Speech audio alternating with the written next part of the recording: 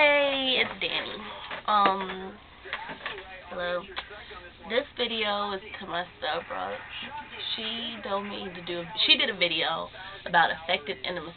Like, how can you be intimate with someone else when you can't be intimate with yourself? It's specifically for those who, during sex, are half dressed or want the lights off. Now, this topic, I have experience. Well, not exactly during sex, kind of, sort of, but I have experience with this because, as many of you know, I have had trouble with my self-perception, my image. And it's very possible to be intimate with someone else when you're not intimate with yourself, but it's not so much as strong as a connection could be if you're intimate with yourself and that person. Like, for me, it could be like growing up that affects your intimacy level with yourself. Like, media is a strong influence because all the time you hear you need to be skinny, you need to be skinny, you need to be skinny. And like all in magazines, that's all you see. And like specifically on MySpace, me and my friend did a video about this, but as soon as you sign into MySpace, you see these ads for diet drinks, or it'd be like this really fat woman that a really skinny woman. Okay, something's happening outside our window, but anyway. It's like you'll see like really big women and then a really, really small woman and saying this is how you're supposed to be. And I'm like, they're really trying to stuff that down our throats, but I'm like, where I'm at school, there's hella skinny women. It's like where I go to college, I'm in college, all you see are really real thin people.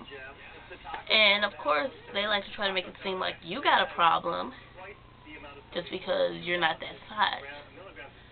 And I'd have to say, like, being intimate with yourself is hard, like, the hardest thing to do because of influences from all around, but you tend to see yourself in a different way than people outside you see.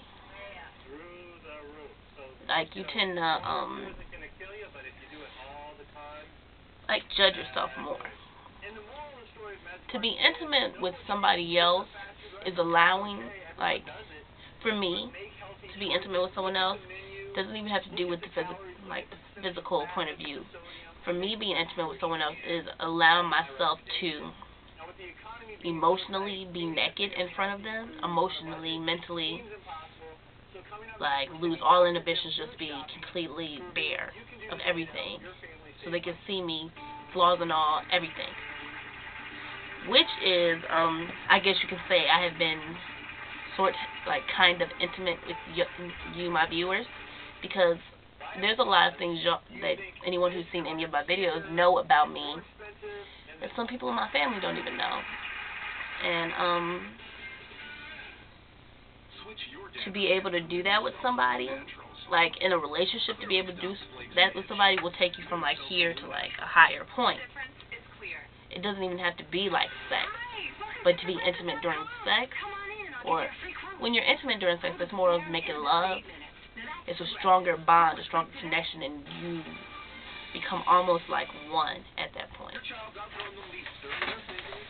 Now, to be intimate with yourself is hard. I just developed the ability to be intimate with myself over the summer because I did this theater program, and like I became friends with the people who used to be there. Like, they've been there for a while. And they would like get dressed in front of each other like it was nothing, but I would always go to the bathroom and get changed like most other newer people.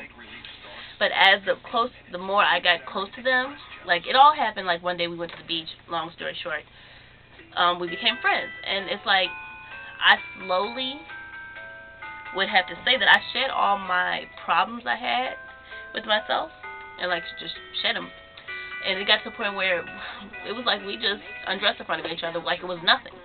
Like it was more, I felt more comfortable in dressing in front of them than I did in front of my own mama. And like we just got really close, and it's like they helped me feel a lot better about like myself. And I don't know if they know it, but they helped me feel a lot better. Like for the first time this summer, since, shoot, I'd have to say, I had to be like 3 or, like, I'd have to say I was 5 the last time I wore shorts. I had to be 5, 6, or 7, one of those, but I was really young the last time I wore shorts. Because I hated my legs. Okay, this is how my legs look, like, got, like, really wide hips. I feel weird because, like, to me, I have really, really wide hips. Like, I have wide hips, and then I have, like, I'm not going to say it's small, but, like, I have somewhat of an ass, and, like, and my waist is, like, tiny. Okay, here. My waist, you see, is, like, really tiny, so it's hard for me to buy jeans. I'd have to buy them extra big so they fit my hips and thighs and shit, but not my waist. So, and my grandmother used to always talk about my legs. She's like, girl, you got big legs and blah, blah, blah, blah. And she used to do that in front of everybody. And I hated it. And so as a kid, I got a complex about my legs, and I never wanted to show them. So I was always in capris or basketball shorts. So for the first time this summer, I actually wore shorts like a girl would. And I felt more comfortable. Like, I'm not a fan of dresses. I hate dresses. But I have a few, like, long shirts that could, like, fly as dresses, because my mom wanted me to be more girly and show my shape more.